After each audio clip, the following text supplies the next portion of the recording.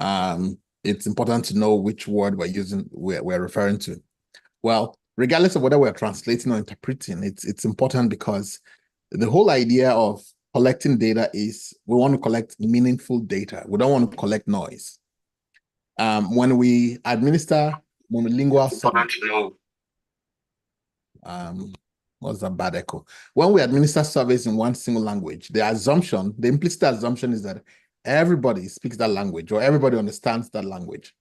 Now, that may be a wrong assumption because some people may not understand the language at all. So let's say we administer a survey in English in Nigeria, for example. It's possible that some people understand the language through and through.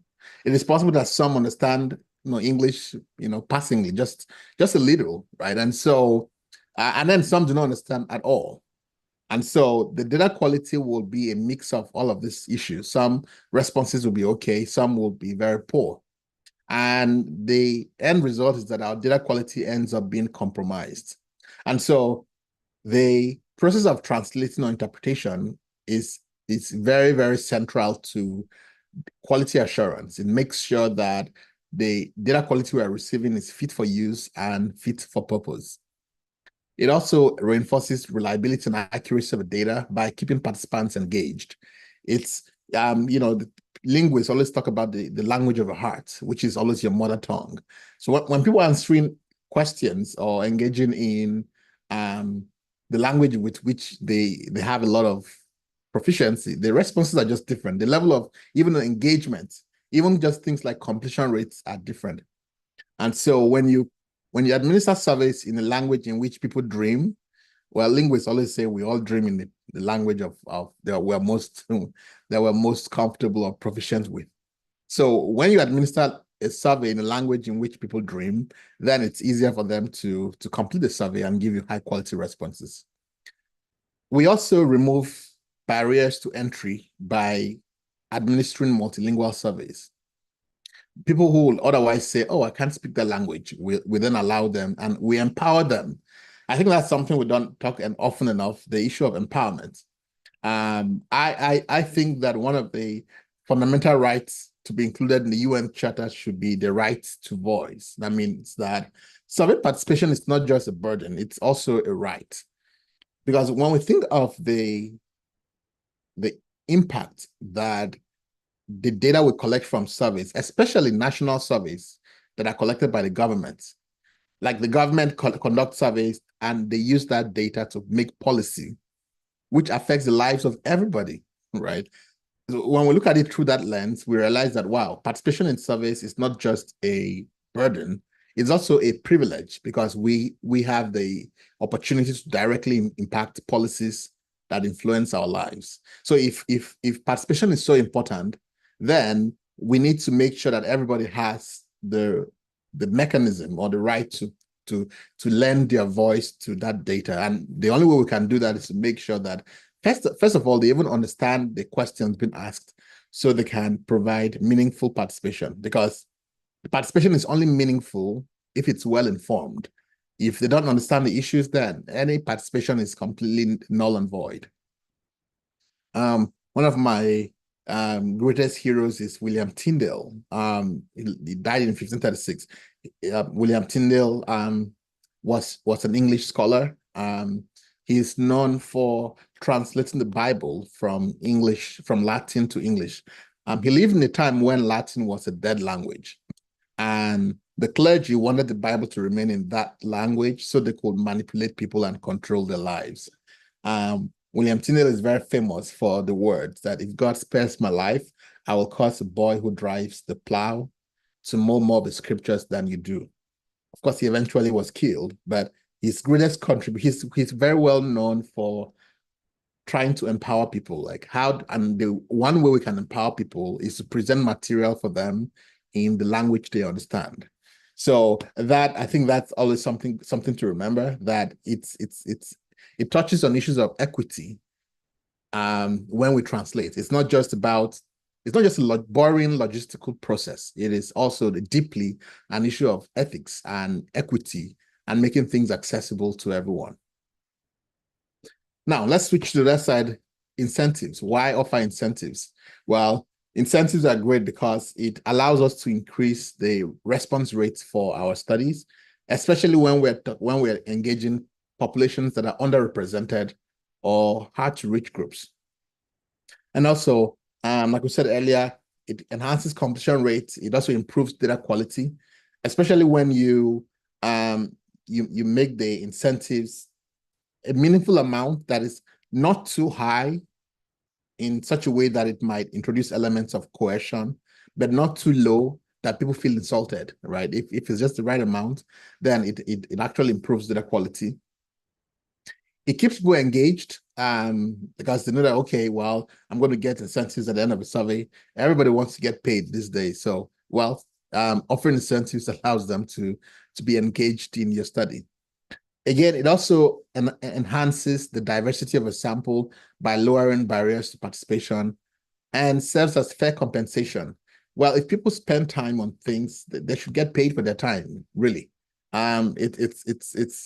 It's not okay to demand of people's time and not think of how do I compensate them for their time.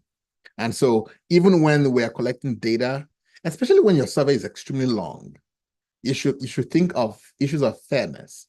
Fairness means if I took this person's 30 minutes or 40 minutes or 1 hour, well, if they were working, they were making money. Time is money. So if we took time from people, well, we should think of fair ways to compensate them for their time and recognize them for their contributions. And that's where incentives come in. But when we're offering incentives, we must remain true to ethical principles, one of which is non-coercion, right? We can't coerce people into doing what we want. That is very manipulative.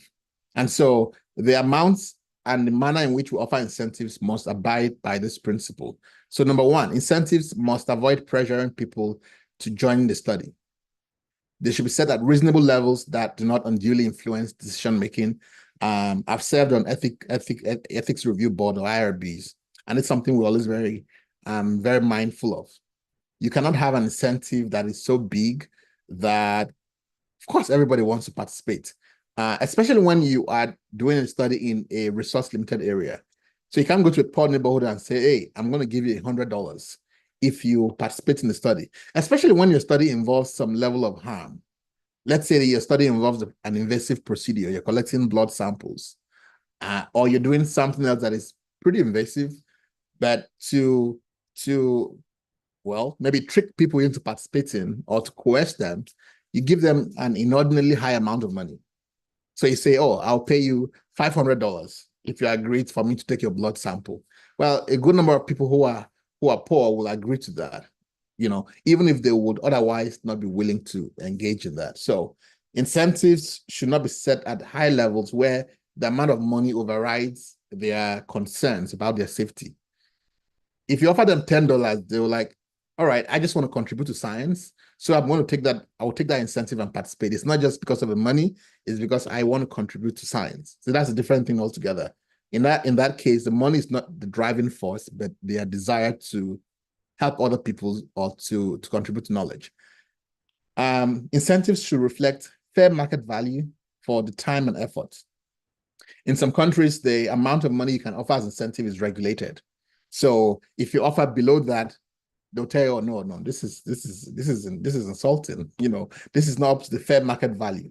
So especially when you're doing surveys of professionals, or let's say you're going to do a survey of doctors in an institution, in some settings, they have fair market value that you must meet. And so you should be mindful of this, especially when you're doing work, internationally or doing global studies. They should also account for the risk-benefit ratio of study participation. If people are going to transport themselves to your location, well, the incentives should cover that too, right? So if somebody's going to spend $20 to transport themselves, well, the incentives cannot be, should at least account for that and some more because of their time and efforts. And so those are different circumstances. So is it going to be an online survey? Obviously, the risks or the burden associated with an online-only survey may not be as high as a study where people have to go to a particular location to have maybe a blood sample taken or some other procedure done. So those are things that we need to consider. we also need to consider the freedom to decline. Incentives and participation must be entirely voluntary. You can't have penalties for non-participation. You can't say you must answer every question in this survey for you to get this incentive. You definitely cannot say you must finish the entire survey before you get the money. All of those things are coercive language, because now you are forcing me against my will to answer all the questions, even though I want to skip some. Or you're forcing me to go to the end of a survey, even though I got to a point in the survey and I feel that these questions, I'm not comfortable with them. I'd rather not answer them. But because you have predicated my receipt of the incentives on my completing the survey, you've made it impossible. So it's like you've held a gun to my head at this point and said, you know what, you must finish the survey. Those are all coercive practices that cannot be done, if you want to do ethical research. Participants should be able to have the right to refuse or withdraw at any time without losing benefits. So if you say that this survey, if you're eligible, you're going to get $20, well, I should get $20 even if I did one question or if I did all of them, right? The incentive is not tied to completing the survey, but it's just a gesture of goodwill to motivate me to at least start the survey. And take note, financial incentives are not considered benefits of the study. So this is important when you're developing your consent form. The consent form will address different things at different parts of the consent form. One of those is benefits. If you're giving benefits in incentives, please don't put that under benefits. That's not a benefit. Benefits of a study might be, something that is, for example, if I'm doing an interventional study and I'm randomizing people to treatment or whatever, they might benefit from a treatment, right? That is what is considered benefits. Now, some studies may not have direct benefit to the participants, but may have like second order benefits. Maybe it benefits society overall, even though it doesn't benefit you as the individual, right? But incentives are not necessarily benefits. They are incentives, and benefits are benefits. So we want to know that clearly. So like we said, incentives and translations, we do them because we want to, one, abide by ethical practices and be just ethical in our approach towards research, but also because we want to make sure that the response rates are favorable, that we have high response rates in our studies. So the question then is, why do we care about response rates? Well, response rates, first of all, to clarify, a response rate has nothing to do with the validity of a study. So even though you might have a response rate of 100%, that doesn't mean your study is valid, because remember that validity, for example, in the context of a survey, has to do with how we sample. So even if I drew a convenient sample of 100 people and all 100 of them responded, even though I have a very high response rate, well, my sampling approach was still non-probabilistic. And so the external validity of a study is still questionable. So first of all, we just want to establish that a high response rate does not necessarily translate into validity. And this is where many people get it wrong. Even some journals, they'll say, oh, we want studies with very high response rates. Well, high response rates simply mean that many of the people you ask to participate agree to participate. It does not mean that the study is valid, because you might still have, like I mentioned earlier, issues of generalizability. You might also have measurement error, which is something we don't talk much enough, right? Remember that in epidemiology, we have three types of biases. There's confounding bias, there's selection bias, and there's measurement bias. So you might have a very high response rate, but your questionnaire was so poorly constructed, it's just full of measurement errors. Well, the high response rate does not address the issue of measurement bias or measurement error in your questionnaire, right? So we want to understand response rates in the context of other limitations or other biases that may or may not be present in our study. Well, having said that, let's talk about the benefits of high response rates. It ensures that at least of the people you approached, many of them can be included. It can reduce non-response bias, assuming that the original sampling was done correctly. So that is a conditional statement. So assuming that you sampled people, in the very first place in a way that was probabilistic, having high response rates ensures that you maintain that representativeness. Now, this is what number 3 and number 4 is what we are guaranteed to have with very high response rate. That it ensures large enough samples. So response rate is directly having to do with numbers, large number of people. So if we approach a large number of people and the response rate was very high, well, it means that the number of people in our study will be many. And many people means that we have high precision. Precision simply means that our estimates have very tight confidence intervals. That's what precision means. So we're measuring things precisely. If our study is analytical, high response rate also means that there is reduced risk of type 2 error. Type 2 error is when our study is underpowered and we fail to detect differences even though they exist. Now, I have to caveat this also by saying that this assumes that the high response rate is not only in one group. Of course, the issue of type 2 error only applies when we have analytic studies. Analytic studies are studies where we compare one group versus the other. So if we have a very, very large sample size in one group, and we have a very, very small sample size in one group, well, the large sample size in that group does not help us, right? Imagine you have 1,000 people in one group. The response rate was very high there. And then in the second group, you have 2 people. The response rate was extremely low there. Well, the 1,000 people are not going to help you because your study is still underpowered. So remember that statistical power is driven by the sample size in the smaller arm. In this case, 2. So your study is still underpowered. So when we say that a high response rate reduces the risk of type 2 error, of course, I have to caveat that by saying that assumes that there is non-differential response rate and that the groups in question all have high response rates. So now let's look at how we can address those things on the Chisquares platform. But before we do that, I want to stop there and see if there are any questions on what we've covered before we show how to set both the translation and the incentives on the platform. So any questions? Yes, there's one on the chat. Okay. The person is asking, how do we balance the question of making certain questions compulsory to answer and not coercing the respondents? That's a very good question. Sometimes you have to make questions mandatory because maybe you're using them as trigger points for logic, right? So in that case, they have to be mandatory. However, you should be very clear in your consent form that you can leave the survey. Now, at that point, the question is mandatory, right? But the person still has an option. They can choose not to answer that mandatory question, which means that they leave the survey. So you have to be clear that you are very, very explicit that should you leave the survey at any point or should you choose to skip questions, you will still get paid. That is the way you can address that in a manner that makes your study non-coercive. Okay, that's all. All right. Any other questions? If folks have questions, You can raise your hand if you want to ask a question. Okay, there's no hand. All right, super. All right, let's proceed then.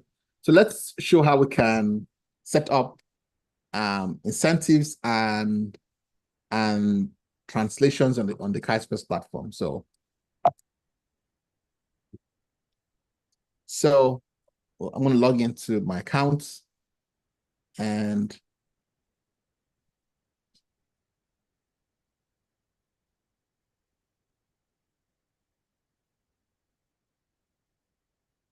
all right. So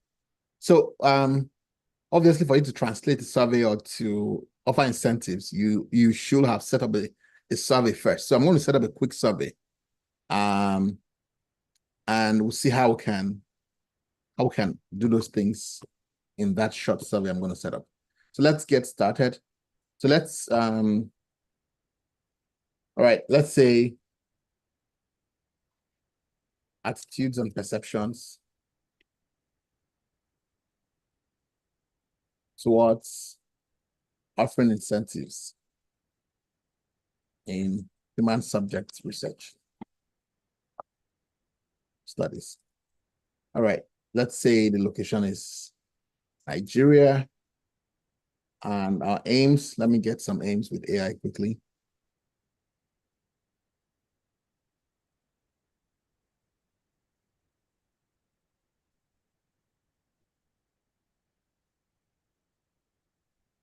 Okay, all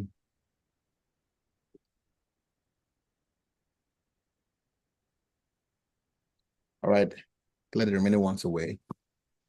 And then keywords, let me say incentives and translation.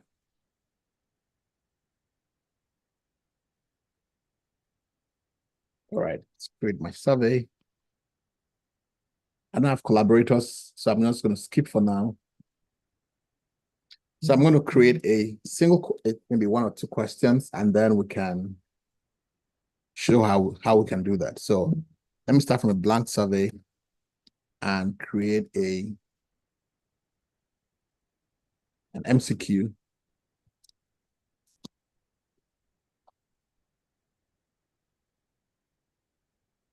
Have you ever offered any financial incentives in your study? That's a simple question.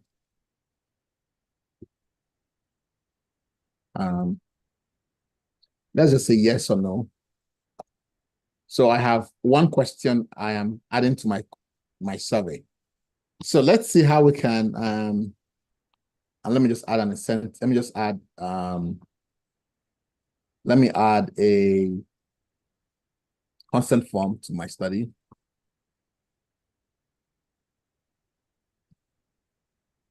So again, if you're offering financial incentives, it's always a good idea to indicate how much you are offering. So we are offering our participants a $5 gift card as appreciation for their time. So that's all it is. You are thanking them for their time. You will be eligible to receive this token, even if you skip. Now, sometimes if you are, if you're offering incentives, you might want to. There's no rule of thumb that you must position it at a particular place. What matters is that it should be coherent, right? And that you should not make it coercive. Even if you skip questions you aren't comfortable with. All right, so I have my consent form ready. So I'm just going to add this to the questionnaire. All right, so that's enough. So I have a questionnaire which has one question and a consent form. Now let's go about the translation.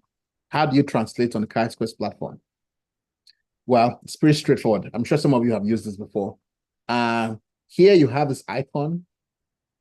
So you click on that icon, and then you can add the language you want to translate into. So let's look at the options. There are three options here. You can upload a template. So a template is an approach you can use if you have somebody doing the translation that would rather prefer from, let's say, an Excel spreadsheet. Maybe they're kind of old school. They're like, okay, can you just give me a document I can translate into? So in that case, you download a template and then you have them complete it. So here, in this case, I will select the language I want to have translated. So let's say I'm trying to translate into Hausa. I'll select that language, and then I'll click here to download the template. It has been downloaded. So let's pull it up to see what it looks like.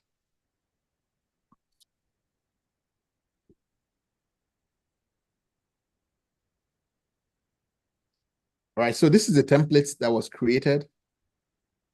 So you take note, it says this is a deduplicated translation template.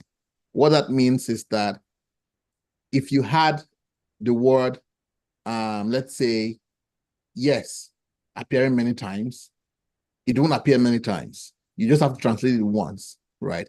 So that you are not, because the first rule of anything is DIY, don't repeat yourself. So imagine having to translate the same thing 20 times. You might end up having to start copying and pasting many times. And anytime anybody is doing copy and paste, that's disaster. That's room for error, because you might end up creating a lot of error unknowingly. And so for that reason, this template is deduplicated so that each item appears once. The instruction here is translate column D into column E, right? And the warning is do not add or delete rows or columns. Any changes to columns A to E will cause translation failure. So this is, please don't change these numbers. These are various code. This is how the system will interpret the type of line item you have when you bring it back into the system. It helps us know what type of question it is, what type of item it is, and so on and so forth. So again, all of these things are for the system to interpret when you bring back the text.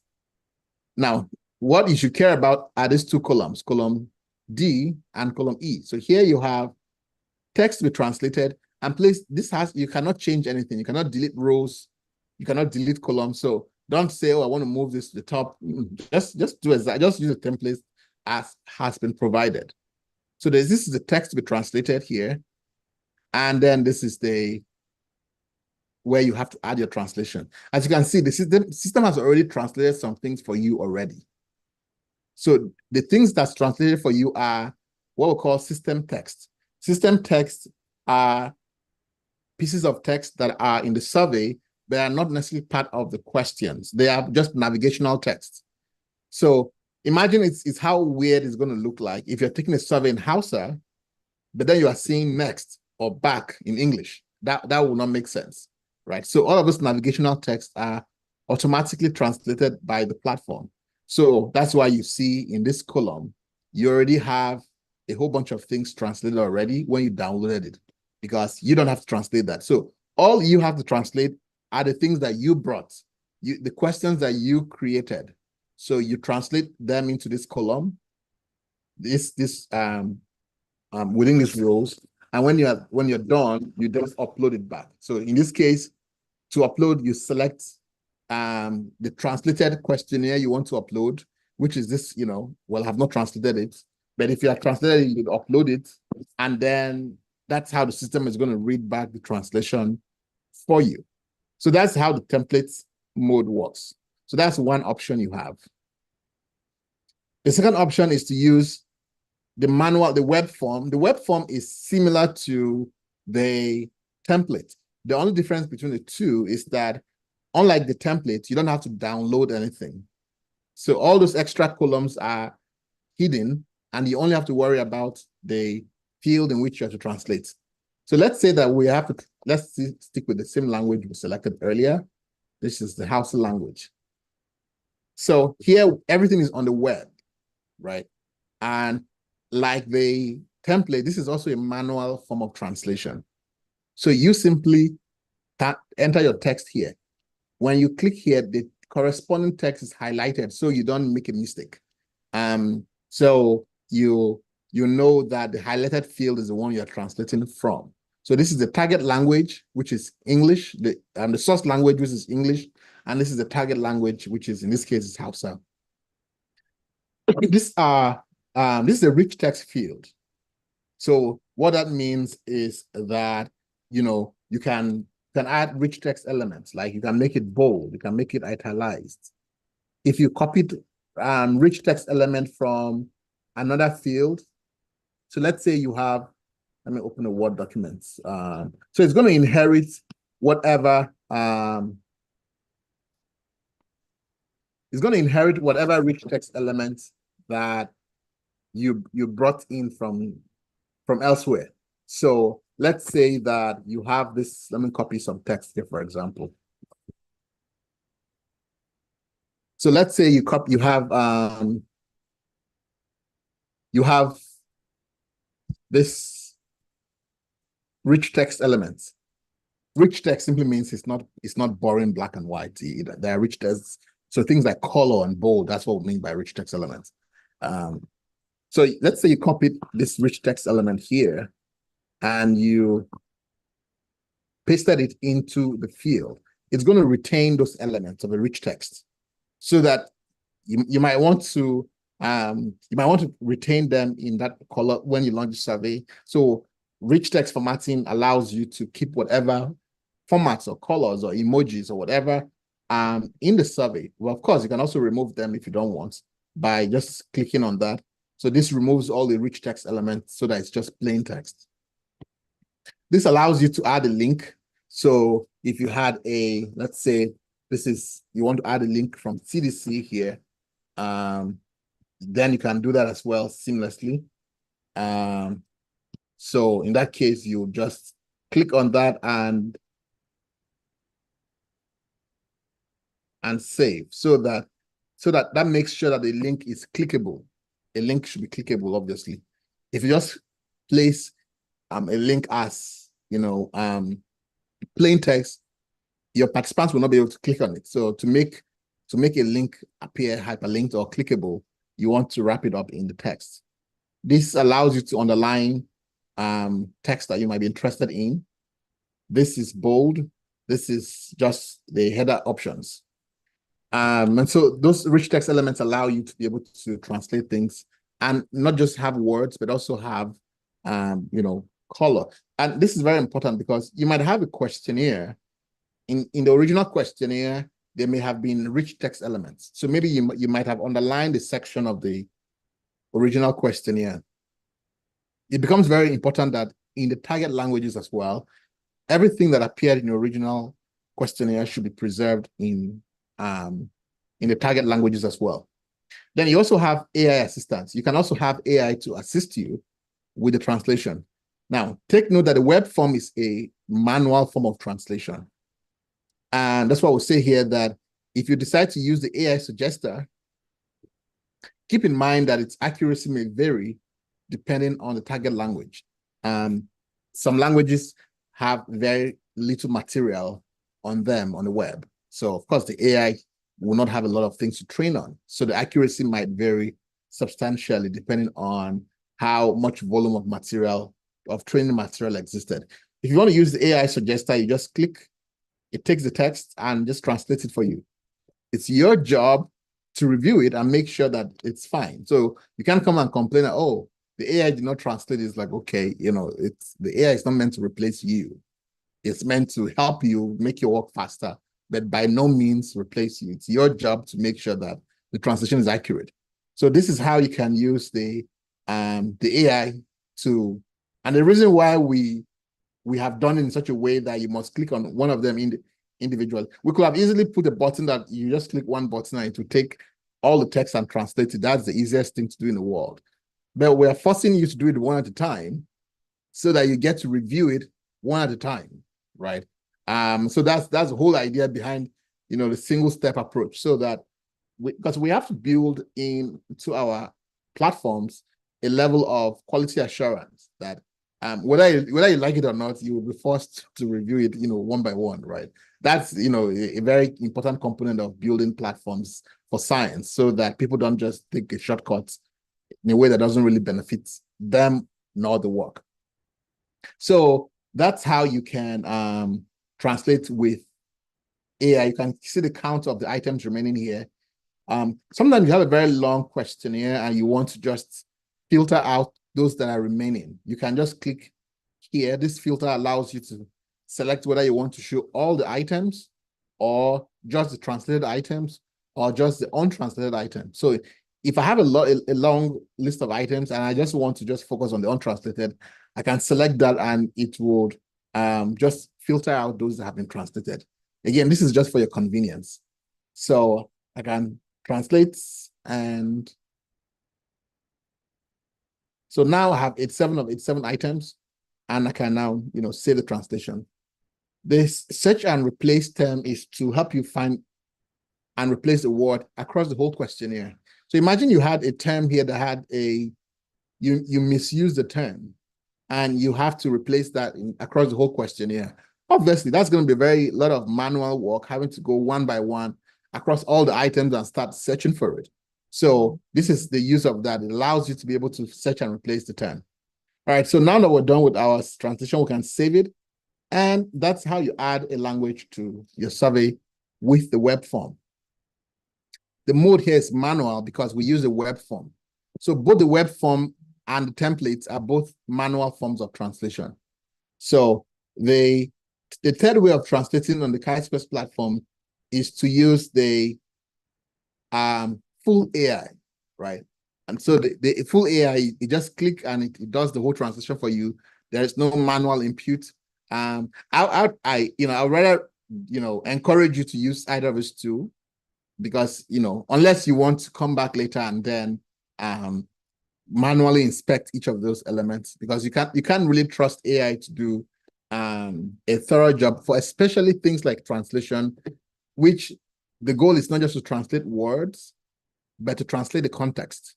This is a hallmark in translation. It's not just about translating terms or words, but also context. And so that option, you can have it there. We try to incentivize good behavior or things that would lead to good scientific practice, and disincentivize things that will not lead to ideal results. So should you choose to go with full AI translation, well, how about we just have you pay for it, right? So that but in general, we recommend that you use this for just the quality of the work, and so there's human oversight in the process. So that's how you translate. So when the participants are taking the survey, let's preview our survey now and see how that looks like. So here they can choose to, which language they want to take the survey in, whether it's in English or in Hausa. So if I selected Hausa now, it translates the whole text into that language so that I can go take the whole survey in the language I just selected. And so this allows people who may not speak English language to have access to the survey in a way that they can understand. So that's how you translate surveys on the Chisquares platform. I'll stop there and see if there are any questions on that before we move on to the incentives parts. Yes, we have a couple of questions. Let me read them out. Here, the person is asking, from this discussion, it suggests that offering incentives is an ethical requirement. How best can survey teams handle complications that come with offering incentives, particularly when community leaders decide that survey teams should not offer incentives?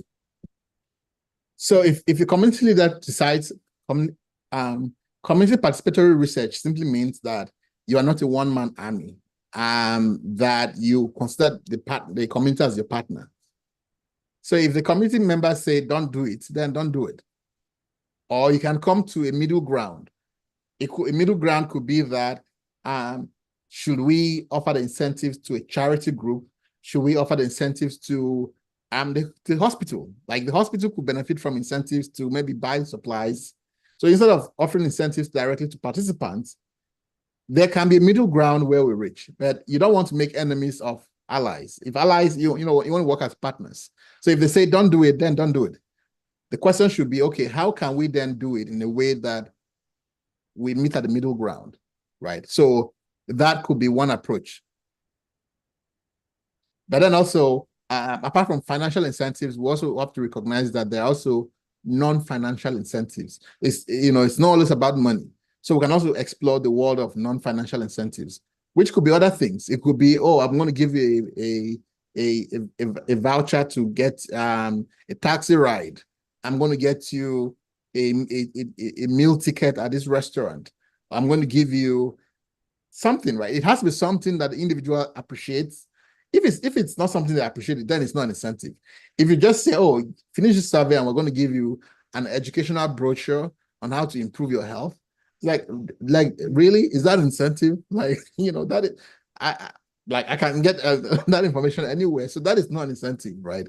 It has to be something that has value to the individual. So it can be financial, it can be non-financial, but by all means, you want to make sure that you work with the community as partners. Okay, next. Is translating questionnaires an ethical requirement for research? Sometimes some studies translate questionnaires and end up not using them during data collection. Yeah, so you have to when we consider ethics is not black and white. Ethics is many things. A good part of ethics is also representation and issues of fairness and issues of accessibility. So if you have a survey in an area where people cannot understand the language, that means that you are just excluding a huge chunk of the population from participating in the survey, right? So and this is where participatory research comes in. If you go to a community and you want to do research, talk to the leaders or the elders or the whoever is the people who are recognized as the elders of that community and ask them, hey, in what languages do you think we should do this survey? Don't just assume that, oh, well, I know what's best for the community because I read somewhere that they all speak English. No, discuss with the community. Then they will tell you whether or not the survey should be translated.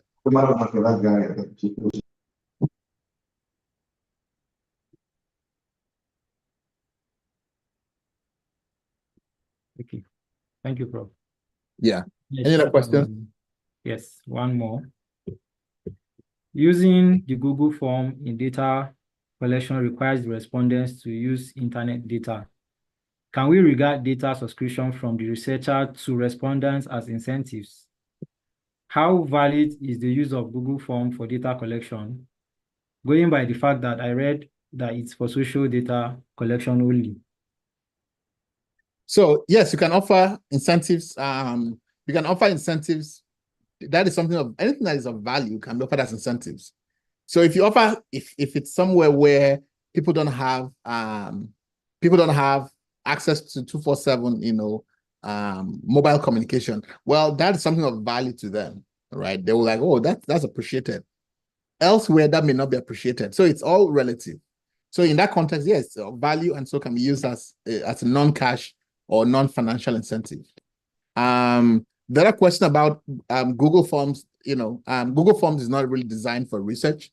So if you are trying to collect, data with that, well, depends on what you're trying to do ultimately. I don't speak for Google Forms, so I cannot comment on that. But the overall philosophy is that the tool you're trying to use to collect data must be fit for use and fit for purpose, right? So that whatever data you collect from that are also fit for use and fit for purpose. Thank you, Prof. Please, if you want to speak, you can indicate by raising your hand.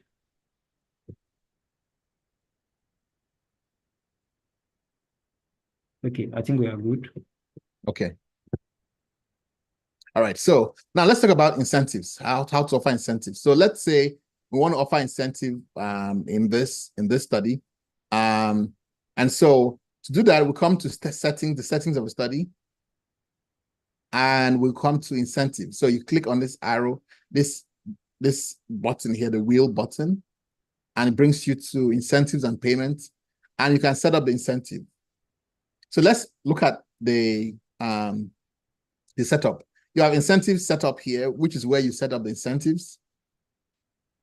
You have a disbursement history, which is where you track how that incentive has been paid out. You have offline incentives. The Chisquares platform allows you to conduct surveys where there's no internet, right? So you can also offer incentives offline as well. And you can also transfer incentives from one survey to another survey. Let's say I started this survey and I had, let's say, $1,000, and for whatever reason that money was not used, but the survey has ended. Obviously, I should be able to transfer that money from this survey to another survey I might be doing. So first of all, these are the broad features there. Let me maximize this. So let's look at how to set up incentives. When you come to set up incentives, you have 3 plans. The default is no incentives for anyone. That's the default. But you can also choose to have a raffle draw. A raffle draw is a lucky winner. It could be one person, it could be a few people. But this is when you don't actually have a lot of money to do a full incentive payout for everybody. But you still want to have an element of incentivization in your survey. So you can tell people that, well, you can be a lucky winner in this survey. We're giving the lucky winner $5 or $10 or whatever the amount is. So people are still incentivized to participate in the survey, hoping that there will be the lucky winner. So that's what we mean by raffle draw for one or a few. So in that case, when you're setting up a raffle draw, you are first of all going to be asked to enter the total sample size for the whole survey. This is not the number of people you want to offer raffle draws for. This is the total sample size of a study. So let's say 1,000 people. And the reason why we ask for this is we use statistical distributions to generate lucky winners. So, if you are doing a survey of, let's say, 1,000 people and you have 2 raffle draws, it won't make sense to give just assign the first 2 participants to receive the raffle draw. Oh, they may go and tell everybody, oh, well, I have actually won the raffle draw, so there's no point you guys participating in the survey. So we need to use, even for small things like this, we need to use statistical frameworks or statistical principles in assigning who the lucky winner is.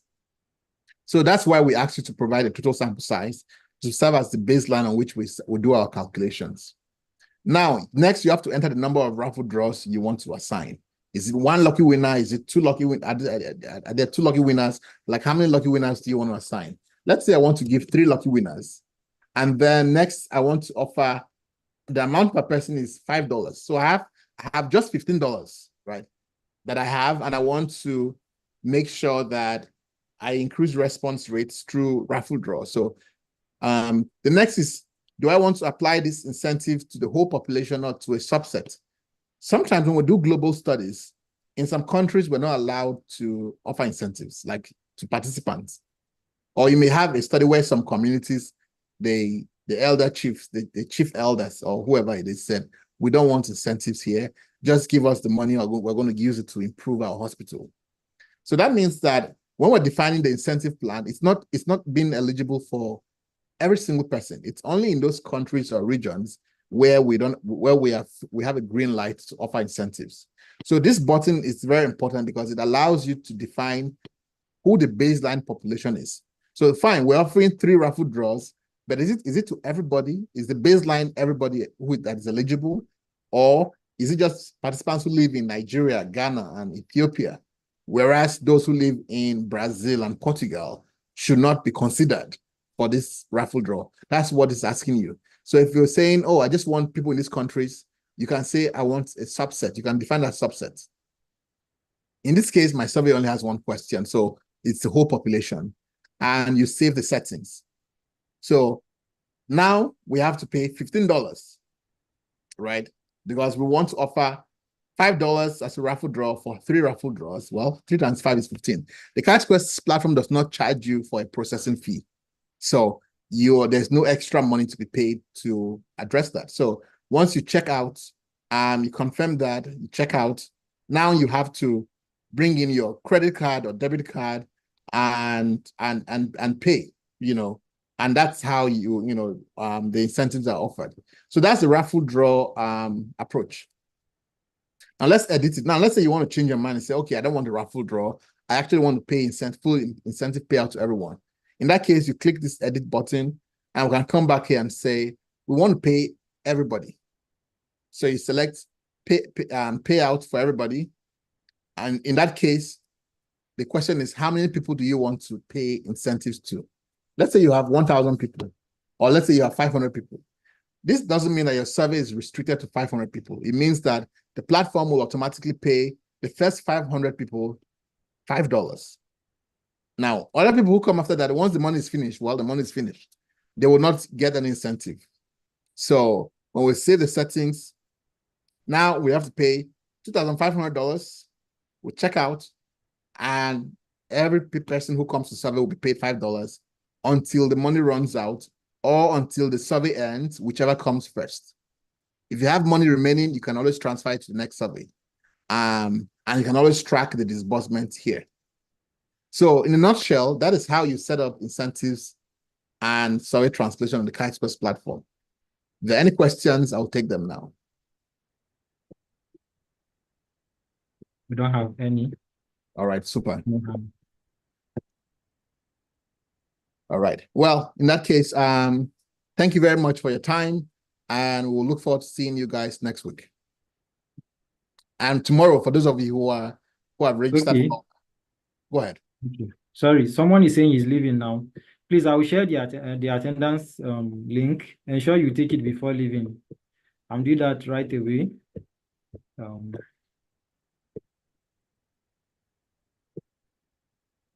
Okay, thank you very much, Prof. So you can leave. All right, super. Sure. Thank you very much. All right. All right, everyone, have a great day. Bye. Please ensure you take the survey before you leave.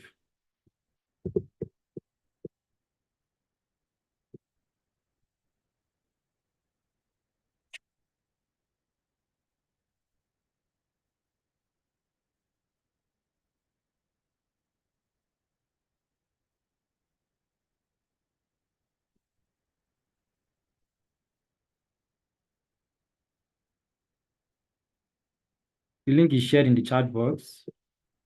Please ensure you do that. Thank you.